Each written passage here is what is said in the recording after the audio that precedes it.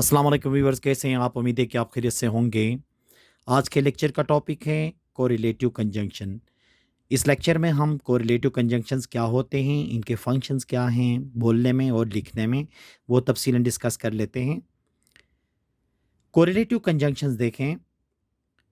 Correlative conjunctions are pairs of words that work together to connect two parts of a sentence that hold in equal value or correlate with one another.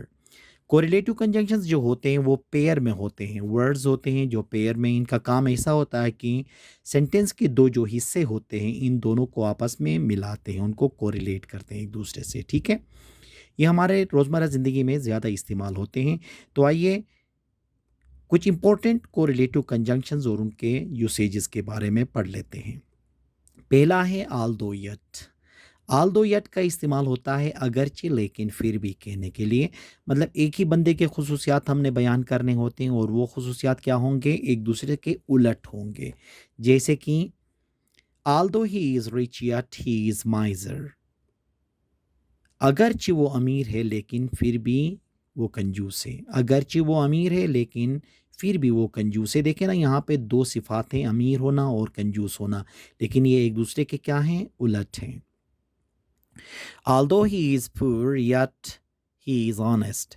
Although he is poor, yet he is honest. अगरचे वो गरीब है लेकिन फिर भी वो ईमानदार है। अगरचे वो गरीब है लेकिन फिर भी वो ईमानदार है। दूसरा है not only but also. Not only but also क्यों इस्तेमाल होगा उर्दू में? न सिर्फ बल्कि कहने के लिए। ठीक है, जैसे कि he is not only honest but also sincere. He is not only honest but also sincere. वो न सिर्फ ईमानदार है बल्कि मुखलिस भी है। वो न सिर्फ ईमानदार है बल्कि मुखलिस भी है।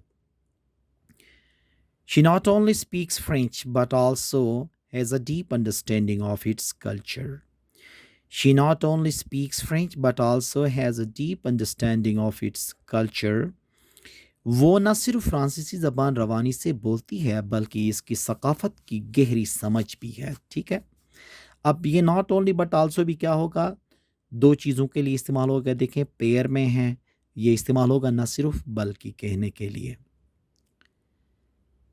वेदर और, ये जो कोरिलेटिव कंजंक्शन इस्तेमाल होता है चाहे या, मतलब चाहे आओ या ना आओ कहने के सेंस में ये इस्तेमाल होता है। मतलब चाहे फिर जुमला फिर या का होगा। जैसे कि वेदर यू ईट और not I will eat. Whether you eat और नॉट आई विल ईट। चाहे आप खाएं या ना खाएं मैं तो खाऊंगा। चाहे आप खाएं या ना खाएं मैं तो खाऊंगा। Whether Aslam comes or not I will come. Whether Aslam comes or not I will come. चाहे असलम आए या ना आए मैं तो आऊँगा। चाहे असलम आए या ना आए मैं तो आऊँगा। एज सुन एज, ये कोरिलेटिव कंजंक्शन इस्तेमाल होगा जैसे ही कहने के लिए। ठीक है, जैसे कि as soon as I come in he shuts the door. As soon as I come in he shuts the door. जैसे ही मैं अंदर आता हूँ वो दरवाज़ा बंद करता है। जैसे ही मैं अंदर आता हूँ वो दरवाज़ा बंद करता है। As soon as we reach the airport, the plane took off. As soon as we reach the airport, the plane took off. जैसे ही हम एयरपोर्ट पहुंचे जहाज़ परवास कर गया। जैसे ही हम एयरपोर्ट पहुंचे जहाज़ परवास कर गया। आइदर और का इस्तेमाल होता है या।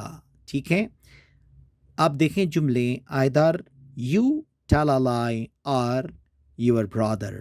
Either you tell a lie or your brother, या आपने झूठ बोला या आपके भाई ने, या तो हम ये कह सकते हैं या आप झूठ बोलते हो या तो आपका भाई झूठ बोलता है। Either Arsalan or Akram plays match today. Either Arsalan or Akram plays match today. या अरसलान या अकरम आज मैच खेलेगा। मतलब यह है कि इनमें से कोई एक खेलेगा। ठीक है ना, या के लिए इस्तेमाल हुआ ये। इसका उलट है नेदर नॉर। नेदर नॉर का इस्तेमाल होता है ना। ऊपर वाला या के लिए था, ये क्या है, ना ही। जैसे कि neither society nor ethics allows corruption. Neither society nor ethics allows corruption. न माशरा नहीं अखलाकियात बदअनवानी की इजाज़त देता है। नमाशिरा नहीं अखलाकियात बदअनवानी की इजाज़त देता है। Neither you nor your friend has stolen books. Neither you nor your friend has stolen book. ना आपने ना आपके दोस्त ने किताब चुराई है। ना आपने ना ही आपके दोस्त ने किताब चुराई है। नीदर नॉर का मतलब है दोनों में से कोई नहीं। ना का लफ्ज़ इस्तेमाल हुआ। और आइदर और में मतलब दोनों में से कोई एक या एक ने काम किया है। हार्डली व्हेन का इस्तेमाल होता है बेमुश्किल या मुश्किल से। बेमुश्किल या मुश्किल से। जैसे कि कहते हैं कि he had hardly come out of the office when it started raining. He had hardly come out of the office when it started raining. बड़ी मुश्किल से वो ऑफिस से बाहर निकला ही था कि बारिश शुरू हुई।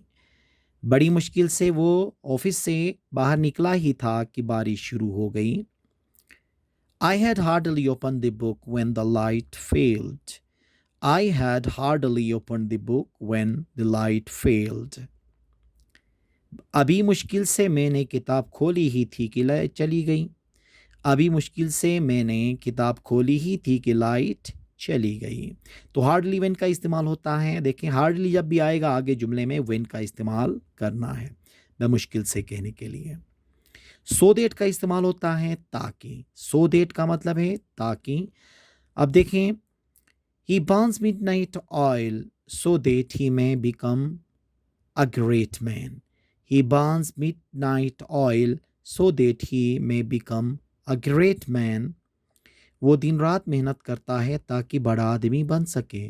वो दिन रात मेहनत करता है ताकि वो बड़ा आदमी बन सके। He works hard so that he may pass. He works hard so that he may pass. वो सख्त मेहनत करता है ताकि पास हो जाए। वो सख्त मेहनत करता है ताकि पास हो जाए। तो देखें ये जो कोरिलेटिव कंजंक्शंस हैं वो सारे क्या हैं पेयर में आ गए हैं और इनका काम क्या है कि सेंटेंस के दो हिस्सों को आपस में जोड़ देना। तो ये हम अक्सर अपनी राइटिंग और अपनी स्पीकिंग में इस्तेमाल करते हैं। तो आप भी प्रैक्टिस कर लीजिए इंग्लिश में। तो इंशाल्लाह आपकी अंग्रेज़ी बेहतर होगी। उम्मीद है कि आज का ये लेक्चर आपको पसंद आया होगा। Thank you very much.